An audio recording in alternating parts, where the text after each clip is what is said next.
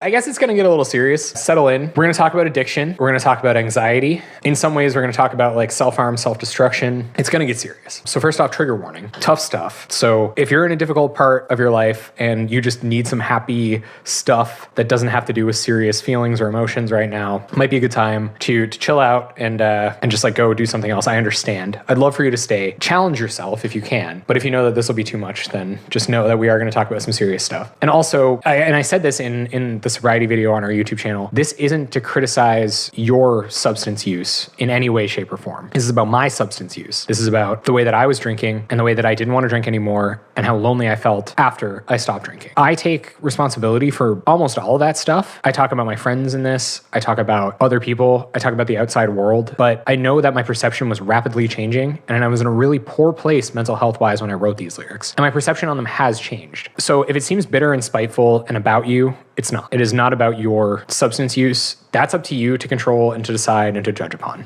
I'm not ready to judge you on that. And I don't want to. If quitting drinking is something that you want to do at all, you even want to try for like 1 week, 1 day or whatever, send me a DM on our Discord, on Facebook, in the band's inboxes, wherever you can find me, nurture@gmail.com, but the E's are 3s. That should be in the description of most of our YouTube videos. Find me anywhere and say, Jeff, will you add me to your support group? We have a support group in our Discord with, right now we have 4 people who are constantly active and who are incredible support for one another. And I'm so proud of you guys and so happy to have you guys together for that. That's truly phenomenal. I'm so grateful to have you guys. The lyrics were initially inspired by Dylan from Tiny Moving Parts. I was super inspired by him this year during the RPM season to write not simplistic lyrics, but efficient, evocative, relatable, just, like good lyrics that were easy to understand, that carried a powerful message and that mattered a lot to the kind of person that would like a Tiny Moving Parts song, which apparently I don't understand who that person is at all. A lot of that will come through here. It's kind of an unedited version of that inspiration kind of through my perspective. Chorus 1 is how we start the song. It's after that long intro, everything drops out and we hit that first chorus that people are supposed to hear and be like, we're going straight into it? Okay, man, sure, let's do it. Will you stop?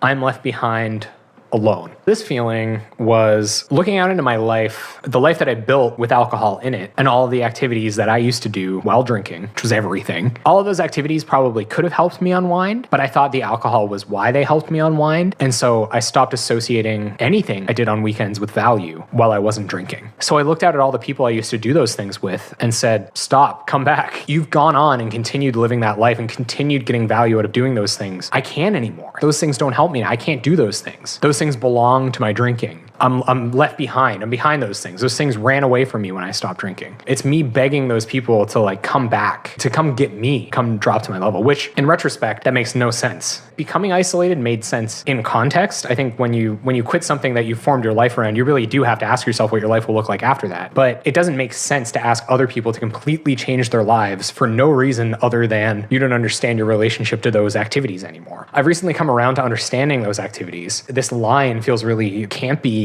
and inane and wrong because I'm not alone at all. And I never was. No one was leaving me behind or alone. Those things were never getting any further away from me. And in fact, they were still right in front of me and remained right in front of me because I do have good friends and those people wanted to be there for me. So I wasn't ever really left behind alone. But that's where that sentiment comes from. And I'm really happy that singing this song over and over again and thinking about those things has helped me mature beyond the point where I thought that was the case. Some things I think I have left behind forever though. I wasn't left behind. Those activities were left behind. Those are things like certain house parties, being at bars just for the sake of drinking, which I can understand can even be a fun, adventurous thing when you're like trying different craft beers or pairing a wine with a really cool dessert. I understand that that's practical and pragmatic, but those things just don't make sense for me because I miss out on half of the fun. And that's hard for me. I don't like missing out. All right, verse 1, alone. Again, we're seeing that theme of me feeling like I'm left behind. In this corner, I built to fit in.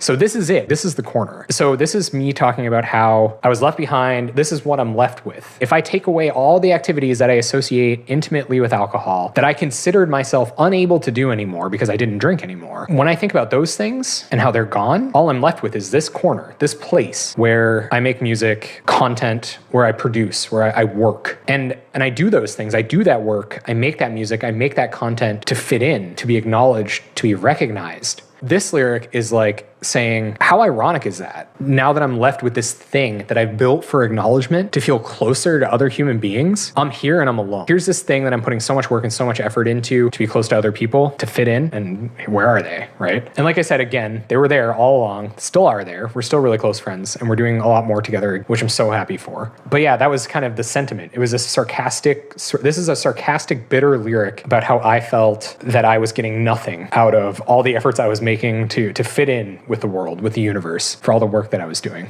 So the second stanza of verse 2 says, my friends all wait next to the habits I've abandoned. This probably makes sense to you by now. This is me talking about that feeling that all of those things I used to do with all of my friends, those all belong to alcohol. Those have all run away from me. I can't do those things anymore. Those things don't belong to me. They belong to those people. Even the things that didn't relate to alcohol, they still felt like things that I'd abandoned, that I'd left behind because I don't drink anymore. I felt like I had to completely rebuild and form new habits. And so this is me just, they're gone. That's it. Everything. All of my friends, all of my habits, everything I've built that had to do with alcohol. My whole life was built around alcohol, so all of it's gone. And I'm here in this corner alone. Bleak, right? Bleak. I'm going to glaze over that a little bit because I think the end of the first verse is almost a repetition of the sentiment of the beginning of the song. So if you're going to understand what those lyrics mean, this just reinforces it. This just drives it home one more time. All right. So next is the bridge. And this is relatable. I think it's still relatable. And I'm still using words that are going to reach out. There's no mistaking what these words mean. And this is hard for me because this is jumping out of my shell. Like if someone hears this, they might know what it means and they might be able to interpret it in a way that could be negative for me. The first stanza of the bridge goes, you should have another drink. All your friends would come back. This sounds like me questioning my sobriety. This sounds like me questioning my commitment to stop drinking, but this isn't a little thought in the back of my head saying you have a chemical addiction. You're in withdrawals right now. Consume that alcohol. It's me saying that I don't have what am I going to do?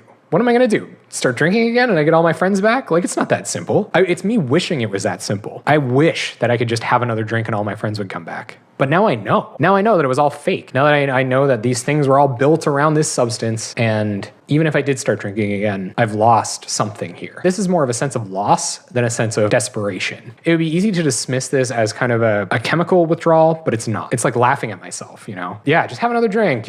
All your friends will come back. It's that simple, but it isn't. It really, really isn't. It's really just relishing that sense of loss and thinking, I really am going to have to rebuild these things in my head. I'm going to have to figure out why these relationships are valuable. I'm going to have to figure out how to approach these people and how to spend time with them in a way that's comfortable for me because I love these people. They are my friends. Because I say friends, right? It's not like they're enemies. It's not like they're drinking buddies. I'm not diminishing them that. They're my friends. It's kind of the acceptance that I have to figure out how to get back together with these people. It's not as simple as just having another drink, which is also kind of empowering as well because it says that the alcohol wasn't that important. I ended up discovering that a lot of that was just in my head. A lot of that was just an assumption that the only common ground was alcohol, but in reality, we had formed a common ground to get together over alcohol in the first place. And if you just enhance that common ground, it just becomes more valuable and in a way can replace the alcohol. If you're afraid to become sober because you're worried that you'll lose that common ground and there's no way back, just like try to think about the underlying value of the things you do together in the first place and just make that better. And then if you have another drink, this goes black. This is me saying, no, there is never a moment where my commitment wavered because I know that if I have another drink, then I'll start blacking out again like it's nothing. This has a deeper meaning that probably wasn't that well thought out when I was writing this line. It's just that my commitment is so resolute for tons of reasons. It's not as simple as I'm worried about blacking out. It's a lot of other things like I am dissonant with my life. Alcohol was a way for me to escape. I was escaping from a life that I do not perfectly align with. So I was using alcohol to get away from it. I'm still not living that perfect life that I want to live. Alcohol is an effective and incredibly potent way to remove yourself from those things and make that feel more comfortable. So I will continue to black out if I drink. I will never be able to drink in moderation again. And I 100% understand that. And I understood it back then, but I understand it even better now. Chorus 2, will you stop? I'm far behind you. Can you stop?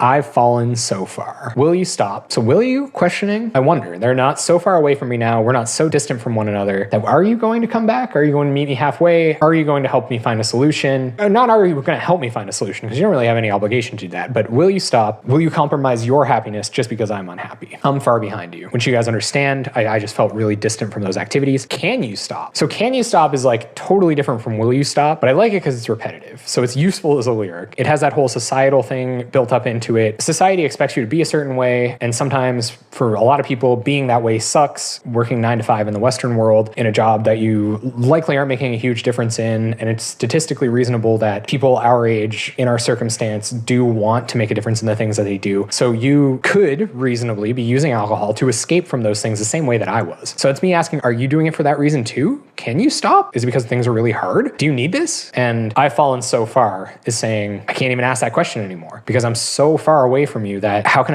I judge you anymore? Like, it's not even, we can't relate at all, which is a dangerous thing. By the way, as a human being, feeling that distant from people is an incredibly dangerous thing. And if you feel that distant, you should reach out. So first, this is me reconciling with those feelings and me trying not to blame other people anymore. Alone, but I accept I am the one pushing you away. So it's me. It's me. You're far away from me because I'm pushing you away. And I still have my hand on you. I'm keeping you away from me. You're right there. And I'm just, I didn't want to put these lyrics out there without having this verse in here, this reconciling that it's me that's doing this. I'm the one that has to change my behavior in order to fix these relationships with you, with alcohol, with myself, with my life. The second half of verse 2. I know we will never stick together playing these games. This lyric is hard to look at because at first this was a slight because what I did with those people was play board games and play Dungeons and Dragons. And it was like, I'm pushing you away, but if these are the activities if these are the only things that we can do together, then we can't be together anymore. And that was me putting the onus on them to change. It was me that was changing. I was always the one that had to come to terms with what was happening. But this was like, no, it's your fault. This is scapegoating